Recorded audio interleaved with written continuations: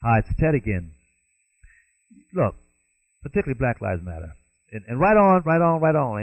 I'm not questioning the fact that you're bringing up the issue that Black Lives Matter, because all my life I have said Black Lives Matter, and I think most people in this country know that Black Lives Matter, obviously, but most people don't know what it actually means that Black Lives Matter. In fact, I believe that most black people don't even know what Black Lives Matter means. Otherwise, if we knew, when we holler Black Lives Matter, then we would stop killing each other in Chicago and L.A. and Baltimore, or be more, as they call it, be more careful, Atlanta, Washington, D.C. Every urban center in America where black folks are concentrated, there's a high rate of murder. Of course there's murder in other neighborhoods. Of course white people kill white people, and Asians kill yellow people, kill yellow people, brown people kill brown people, and on it goes. Yes, that is true.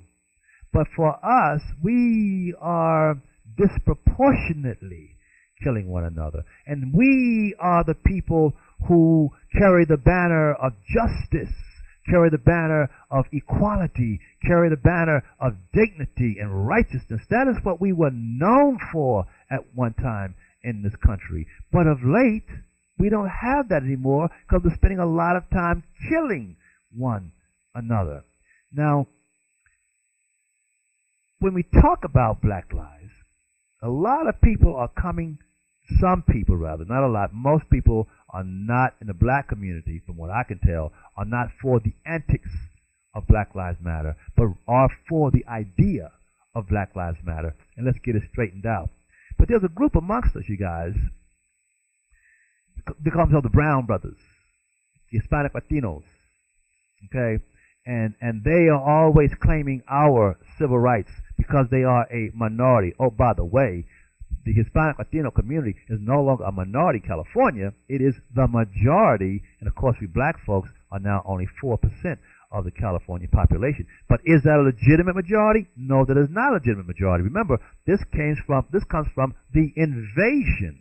Be different if Hispanic Latinos were having babies who were U.S. citizens, and yeah, okay, no argument there, right?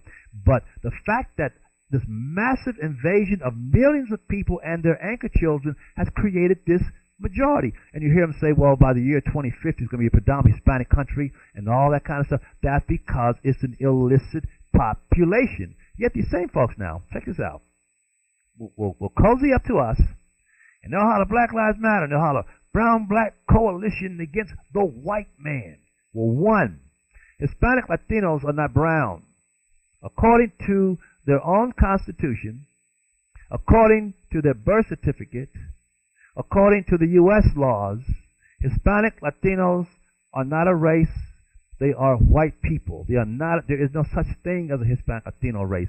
Their laws and their birth certificate says they are white, Caucasian. Yet because some have a little bit of a brown thing going on, they wrap themselves around us who don't know any better because we're ignorant as to who we are.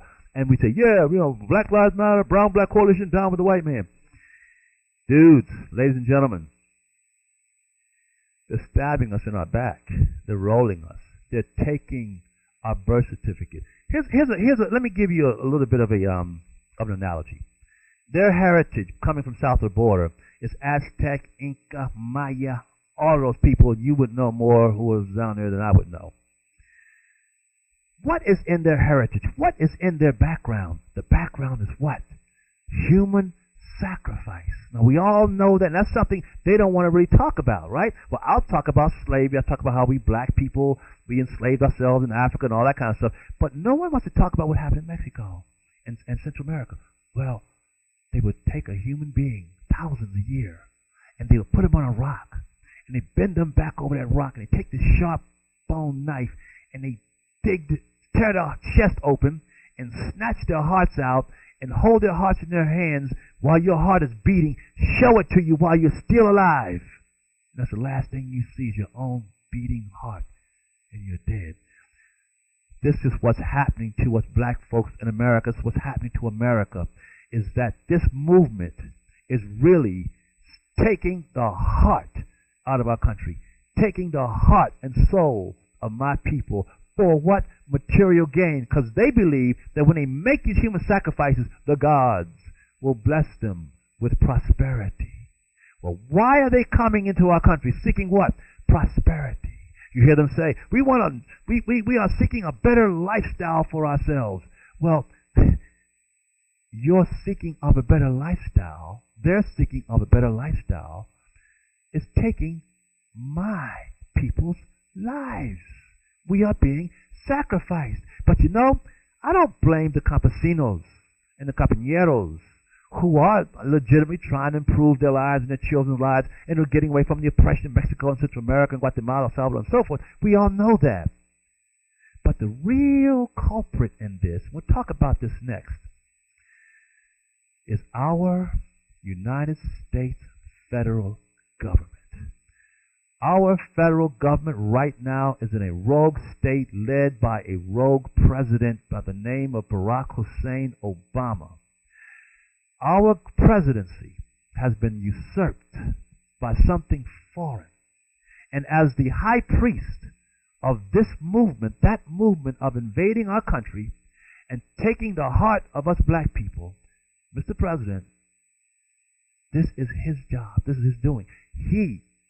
They have failed not only to protect us, but they are also encouraging it. Right now, the president is pushing for another executive order type of amnesty.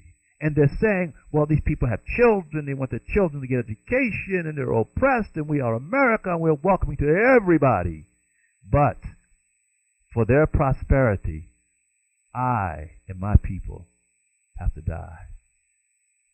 We the people, American patriots, for the sake of our future, of our children, our country, 740,000 innocent young white boys and men who died because of the matter of black lives. We must stop this movement, this invasion.